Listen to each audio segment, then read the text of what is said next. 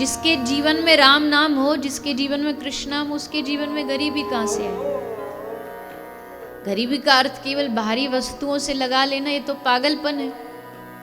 एक यही सड़क पर कोई एक आदमी भले भीख मांग रहा हो, लेकिन अगर उसके जीवन में सतत आनंद है और उसके जीवन में भगवान का नाम है, तो वो ज्यादा अच्छा है, या जो जिसके पास करोड़ों का बंगला है लेकिन चैन की नींद नहीं, चैन का भोजन नहीं, संबंध नहीं, वो ज्यादा अच्छा है।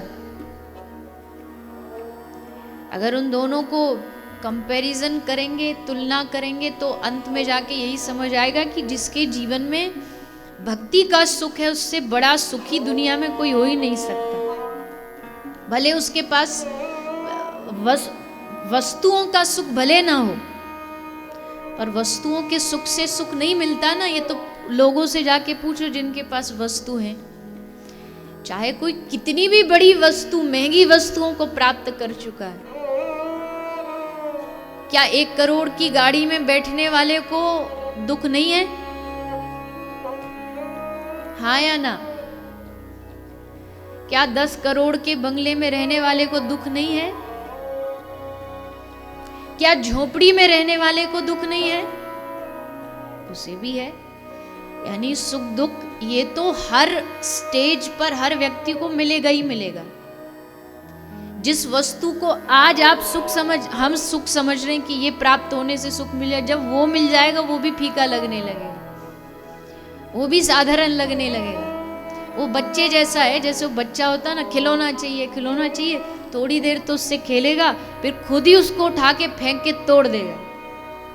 अभी थोड़ी देर पहले तो उसको इस खिलौना में बड़ा रुचि थी, ये मिल जाए, और जब मिला तो उसका पहिया कहीं और उसका आगे का सामान कहीं, इंजर पंजर सब गायब हो जाते हैं। हमारे लिए भी संसार की चीजें खिलौने जैसी है, बच्चे और हम में कोई फर्क नहीं है। जैसे बच्चा भी कई चीजों की चाह करता, मिल जाती है तो फिर हम भी वही चाह करते हैं, फिर प्राप्त होने के बाद उसका सुख भूल जाते हैं। लेकिन मीरा कहती है, निर्धन का धन राम नाम है, मैं हूं प्रेम दीवानी। जब सतत परमानंद परम सुख की प्राप्ति जो होती है, वो भगवत चरणों में है। इसलिए सच्चिदानंद रूपाय, सच्चा आनंद भगवान के चरणों से ही प्राप्त होता है। विश्वोत्पत्त्यादि हेतवे, वो भगवान विश्व की उत्पत्ति करने वाले, पालन करने वाले, संहार करने वाले हैं। तापत्रय विनाशाय, दैहिक दैविक भौतिक तापों का नाश करने वाले हैं। दैहिक ताप जो देह के कारण या देह के संबंधों के कारण होता है, उसको दैहिक ताप कहते हैं। जैसे शरीर बूढ़ा हो गया, ये दैहिक ताप है। शरीर में रोग हो गया, ये दैहिक ताप है। भौतिक ताप संसार की वस्तुओं का जब अभाव होता है, वो भौतिक ताप कहा जाता है। और दैविक ताप है, दैविक ताप क्या है? वो कभी शनि की 7.5 चल रही है, कभी मंगल आंख दिखा रहा है, कभी गुरु टेढ़ा चल रहा है, ये सब दैविक ताप है।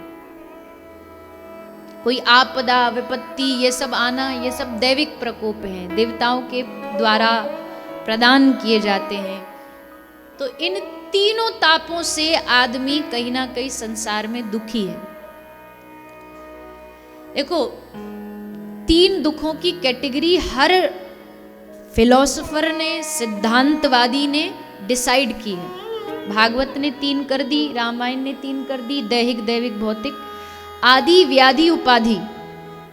संसार में 3 टाइप के ही दुख होते हैं, उसकी कैटेगरी अलग अलग हो सकती है, पर मूल रूप से 3 ही दुख हैं। आदि माने कुछ चीज ना होने का दुख, ये ना है, नहीं है, ये हमारे पास नहीं, इसको आदि कहते हैं। एक व्याधि सब जानते हैं, शरीर में रोग हो गए, परेशानियां हो गई। एक उपाधि क्या है? आदि का एकदम ऑपोजिट। आदि में दुख होता है कुछ ना होने का, उपाधि में दुख होता है कुछ होने का। पहले दुख था कि महंगी गाड़ी नहीं है। अब उसी का ऑपोजिट, जब महंगी गाड़ी आ गई तो दुख ये है कि महंगी गाड़ी तो पेट्रोल बहुत खाती है, इसका तो मेंटेनेंस बहुत महंगा है। तो आदि का एकदम जो ऑपोजिट है वो उपाधि है। पहले था एक बढ़िया सा कोई आश्रम बन जाए, अगर धर्म से जुड़ा कोई आदमी है तो उसको क्या, आदि का दुख क्या है, एक बढ़िया सा आश्रम बन जाए, उसमें 25-50 बढ़िया एसी वाले कमरे हों, बढ़िया सब आकर के वहां भक्तगण रुक पाए, वो हो गया। अब हो गया उपाधि का दुख। अब आश्रम 50 कमरों का, हर कमरा में एसी, अब बिल बहुत बढ़ गया, अब बिल के पैसा लाओ कहीं से, अब ये उपाधि का दुख हो गया।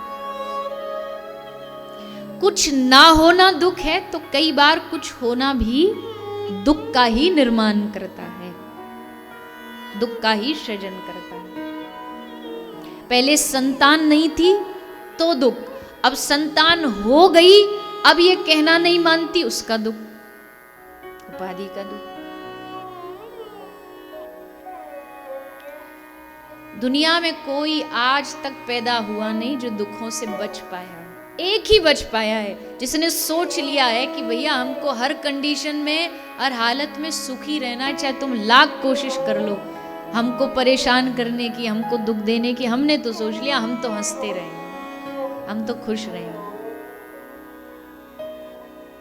कई लोग मैंने देखे अपने जीवन में भी, उनके जीवन में देखो तो इतना कष्ट, इतनी परेशानियां, पर उनके चेहरे से कभी हंसी नहीं आती, हमेशा प्रसन्न दिखेंगे कि मानो ये दुनिया के सबसे बड़े शहंशाह हैं। और कई ऐसे हैं, ऐसे भी बहुत देखे हैं जिनके पास सब कुछ है, पर जब भी उनका चेहरा देखोगे तो दुनिया का सबसे दुखियारा व्यक्ति वही नजर आता है। पता नहीं दुख है उनके जीवन में या भगवान ने उनका चेहरा ही ऐसा बनाया कि वो दिन भर दुखी नजर आते हैं। कई होते नहीं, कई चेहरे ऐसे होते हैं वो हंसते भी हैं तो ऐसे नजर आते हैं रो रहे हो। वो भगवान उनका थोड़ा कभी कभी हो जाता है डिफेक्ट, उसमें क्या कर सकते हैं। तो उनके हंसने में भी रोना ही नजर आता है।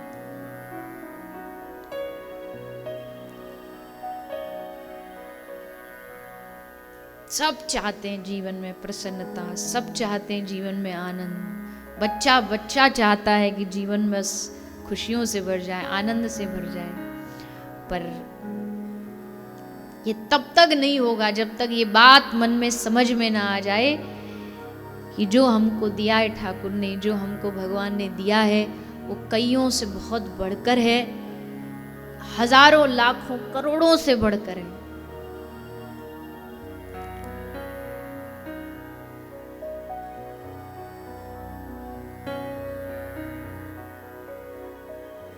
भगवान की कृपा मांगते, कृपा चाहिए, कृपा चाहिए। यहां बैठ कर के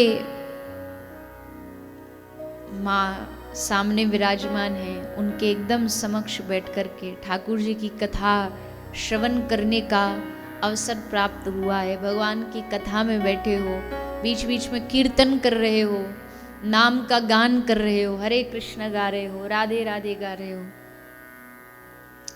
इससे ज्यादा और कृपा क्या चाहिए। अब भगवान कहते हैं कि मैंने तुम्हारा पेट भरने का जिम्मा लिया, तुम्हारी पेटियां भरने का जिम्मा थोड़ी लिया है। पेट भरने की गारंटी तो मेरी है, वो मैं भर दूंगा। बाकी अब तुम्हारे सपने हो कि ऐसा हो जाए वैसा हो जाए, तो वो तो ठाकुर जी की भी गारंटी नहीं ना। सच्चिदानंद रूपाय विश्वोत्पत्त्यादि हेतवे तापत्रय विनाशाय श्री कृष्णाय वयम नमः। समस्त तापों का नाश करने वाले, जगत का पालन सृजन संहार करने वाले सच्चिदानंद स्वरूप भगवान श्री